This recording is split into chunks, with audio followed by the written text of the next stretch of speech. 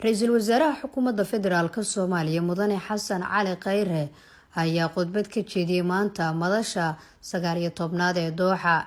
Raysal wasaare Khayre ayaa khudbadiisa kaga hadlay doorka ganacsatada Soomaaliyeed ee badbaadinta bulshada, dib u dhiska dalka, fursadaha ka jira Soomaaliya, sharciyada dhiirigelinaya ganacsiga ee dowladdu meel marisay iyo rajada laga qabo in Soomaaliya ay noqoto jiha ay dunida ku soo hirato.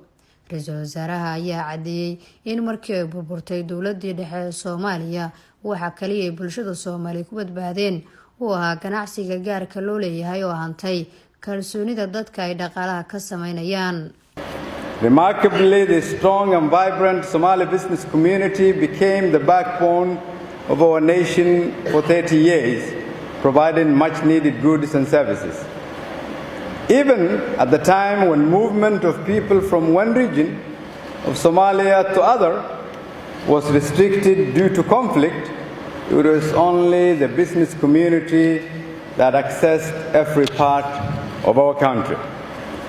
As Somalia's leaders, we have therefore recognized, in the absence of a supportive governance environment, through sheer innovation, the Somali business leaders have made incredible achievements. Somalia, as one of the best telecommunication sectors in Africa today, a very sophisticated remittance industry that serves Somalis and non-Somalis across the world. Somalia has mobile money transfer system with roughly 155 million transactions per month, and the list of achievements are endless. To build on these achievements by our business community, it became our vision to fully unlock the economic potential of Somalia by simply rebuilding trust in government in order to grow our economy and our businesses. Because as successful as our business community has been, they have lacked a trusted government that facilitated their growth and bring the world's investors to their shores. Thus, our administration gave primary focus on an extensive reform plan with particular focus on the economic reform agenda, where we sought to rebuild our financial institutions, reform our central bank, empower our business community, create jobs, and develop our nation's infrastructure to re-engage with international financial institutions in order to allow for foreign investors to come to our country and take advantage of our nation building. Raysal wasaaraha ayaa khudbadiisa ku sheegay in dowladda ay dadaal badan ku bixisay dhiirigelinta ganacsiga iyo ganacsatada una sahashay in Soomaaliya la maalgashado. 3 sano ee la soo dhaafayna ay dowladdu meel marisay sharciyo muhiim ah. Over the past 3 years, we passed critical legislations such as the Public Financial Management Law, Telecommunication Law, Investment Law, Revenue Law, and Anti-Corruption Law to facilitate the enabling environment and brand Somalia's attractiveness to the investors. All these policy objectives were meant to seek to attain a government whose objective was to serve its people and to ensure that it puts in place systems and infrastructure to allow businesses to grow. We pursue this as we realize if our business community was as successful without the government, they would definitely soar even higher with a government that worked for them. Soomaaliya waxay leedahay imkaaniyaad muhiim ah xeebta ugu dheer qaaradda Afrika, khayraad kalluun.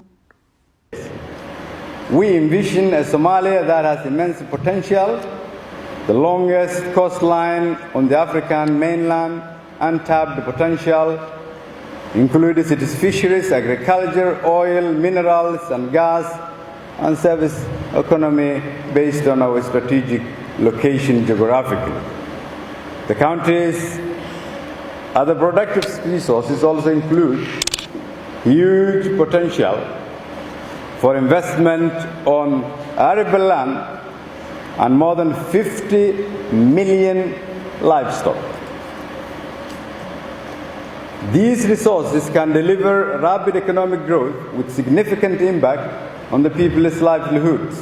If properly utilized, all these resources combined will enable Somalia to achieve sustainable food security, create job opportunities for the Somalis and for the region, contribute to national and international trade, and generate national income and increase our country's GDP.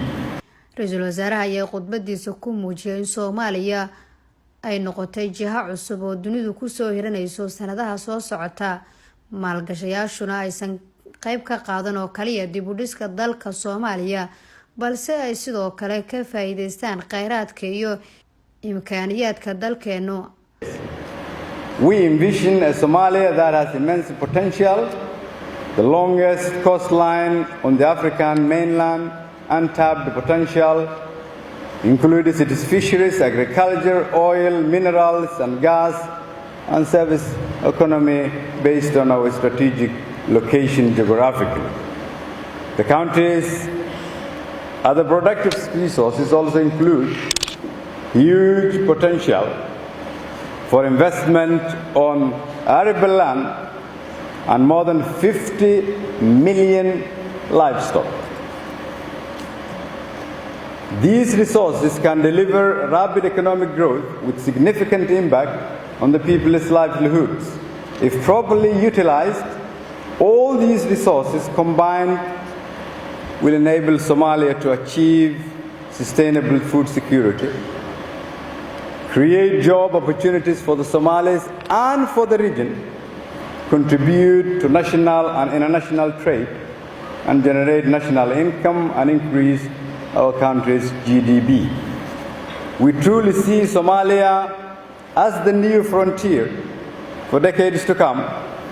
We hope that in the near future, foreign investors would participate not only in rebuilding of the state, but also take advantage of the potentiality of our nation. A Somalia that will play its rightful place in its region and the entire world. In Somalia, now that we have an opportunity to re-engage with the international financial institutions, open doors for new investors in our country, we will in the next chapter formulate a strategy that can take advantage of the lessons learned from our context and transfer that positive impact of business leadership on governance and nation building. Our key takeaway has been the understanding that politicians need to accept the role of business in rebuilding nations, and business leaders should also take an even more active role in searching for better solutions in today's global. Nasra Bashir Ali, warbaahinta qaranka, dooxa.